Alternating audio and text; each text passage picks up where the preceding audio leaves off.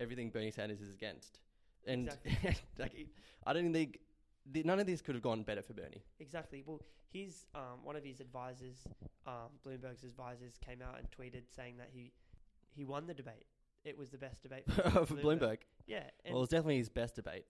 It was his It was the only debate. But I think Senator Warren, she destroyed him. Absolutely destroyed him. Because at the end of the day, he's got, if you compare some of the candidates, Bloomberg's very controversial. He was a Republican. He was a Republican and an independent. Have you heard anyone come out and say, why is this Republican running as a Democrat? Or why is this independent running as a Democrat? And how often do you hear that with Bernie Sanders? Why is he running as a Democrat? He should be an independent. Now you have this rich, racist billionaire who's running, who was a Republican, now running as a Democrat, and no one's coming out and saying, why is he running as a Democrat? You know? You get all these rules for Bernie, but you don't get them for Bloomberg. Exactly. Well, Kevin Sheekey, he's one of Bloomberg's part of his campaign, said, you are a winner when you are drawing attacks from all the candidates. Everyone came to destroy Mike tonight. It didn't happen. Everyone wanted him to lose his cool. He didn't do it. Mike is the grown-up in the room.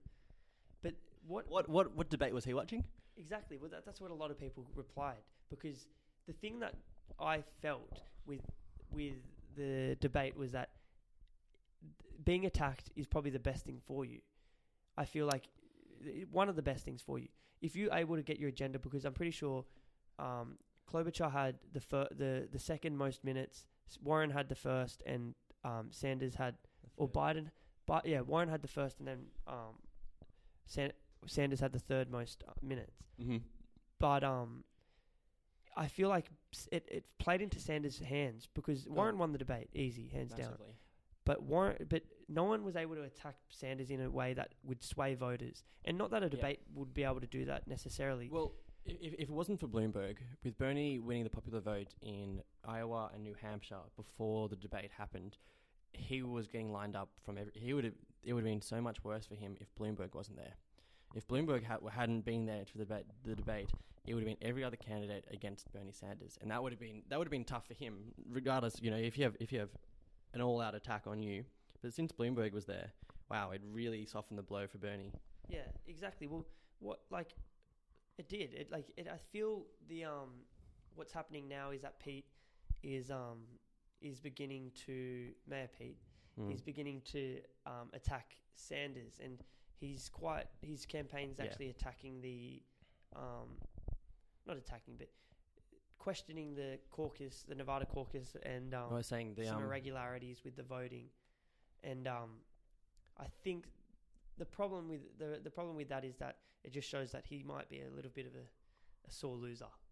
A little bit. He because he in Iowa he came out with all the kerfuffle that went on with that. He came out and said that he won and whatever, and now in the Nevada caucus he's alleging that there's irregularities in the Nevada caucus vote. So I think that he's struggling to come to terms with Bernie's position within the Democratic Party and these votes. And I hope, and one thing that I found troubling was that Sanders was the only one that said that the candidate with the most delegates that's ridiculous, yeah. should be the nominee. That's just every other one said no. That's what is democracy, is it not? Well, it's just undermining every voter. Yeah. And that plays into Bloomberg's hand. But I thought at least Elizabeth Warren would say that, whoever has the most votes should be the nominee. Yeah.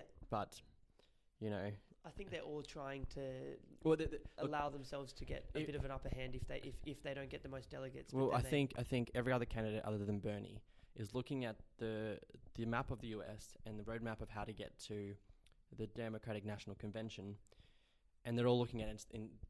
Their goal right now is to come in second with the second most amount of delegates, and not let Bernie, to stop Bernie to getting to the 1,991 delegates. Because if they stop him and they're second, they'll probably get the nomination.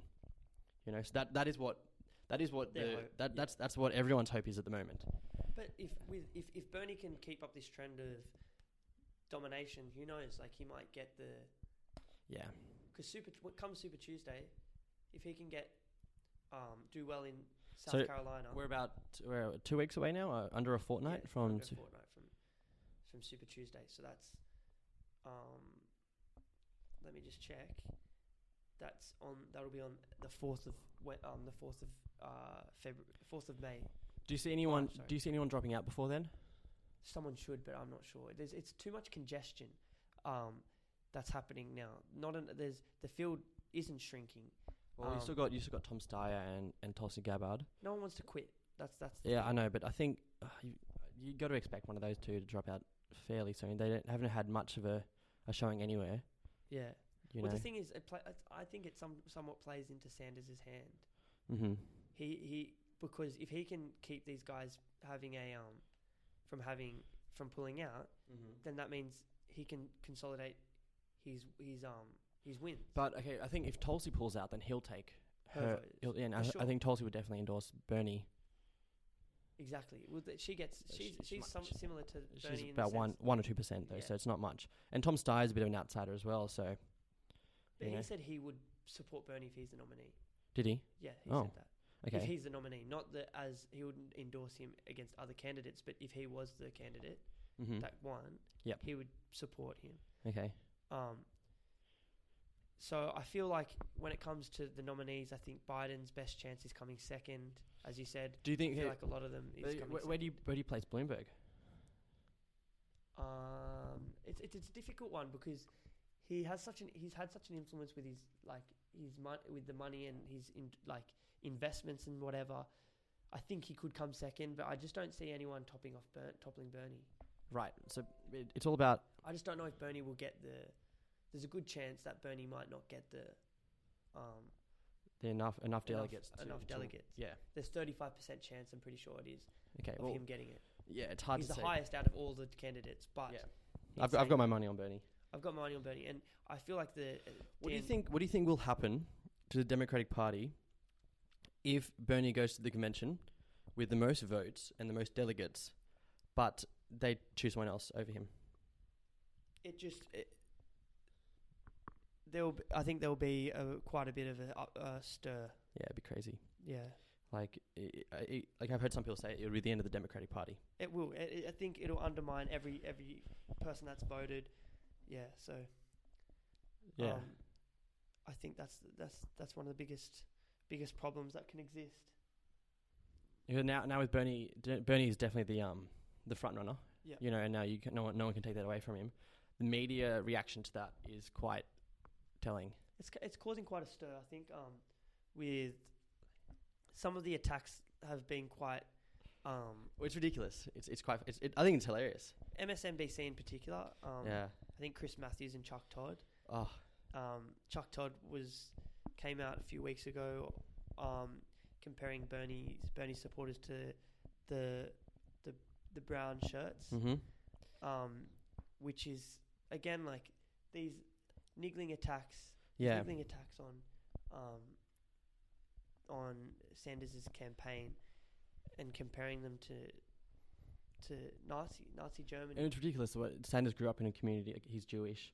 He had family that went through the Holocaust, and he grew up in a Jewish community where he saw that the people around him had tattoos from the camps that they were in, and so comparing the rise of his movement to something like the Holocaust, it's insulting, and it's like that's just radical. Chris Matthews then came out and said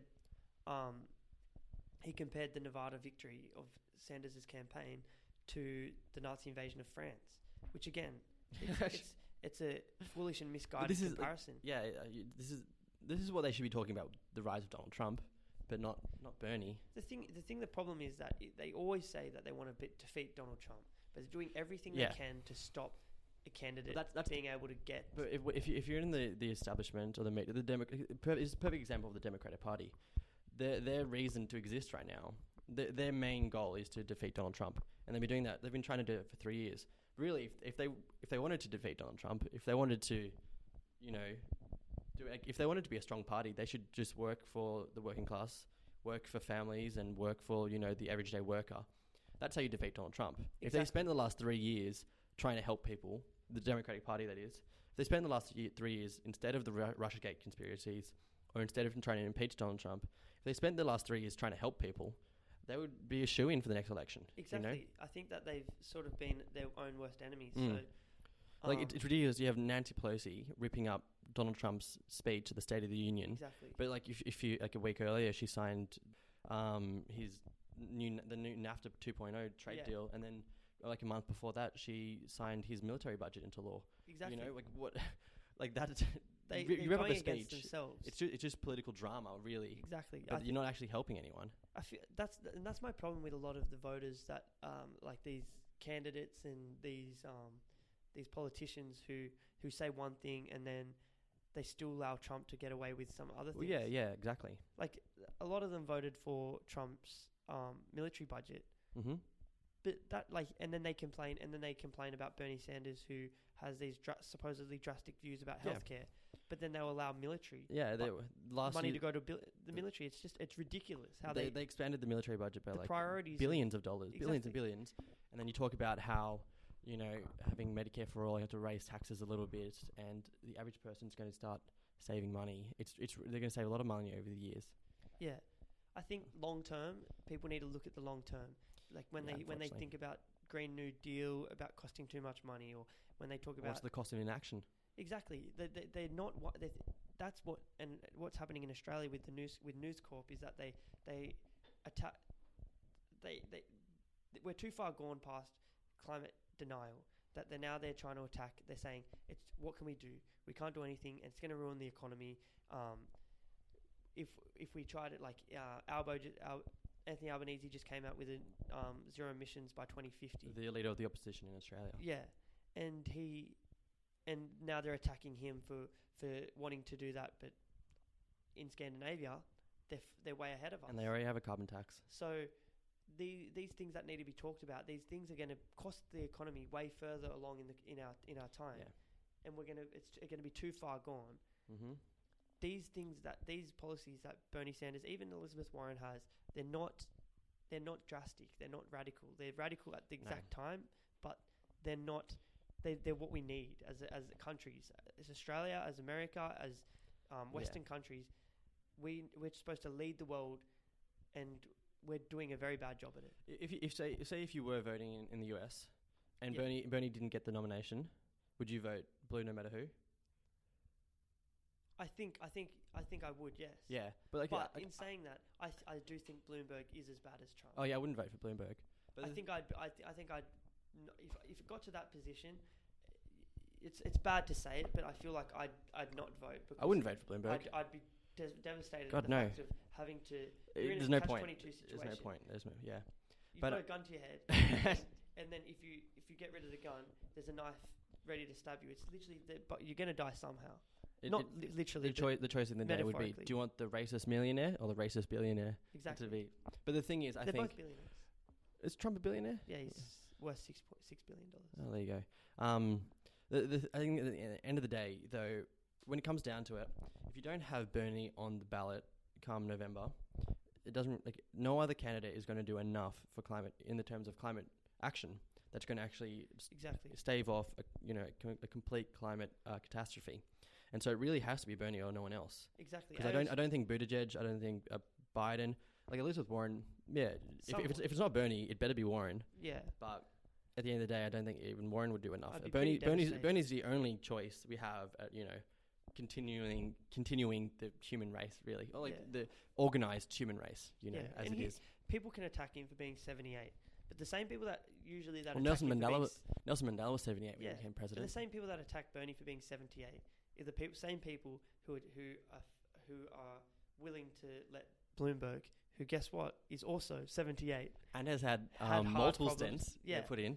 So Well, no one talks to us about how Joe Biden's a year younger and has had brain surgery yeah. and they saw him bleeding from an eye during a debate. Yeah. Like, he's not healthy. See, Maybe they should ask for his health records.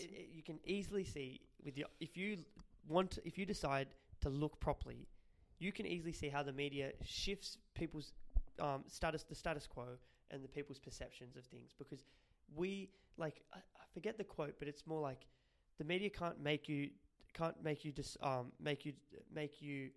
believe something, but they can make you think about something. That's interesting.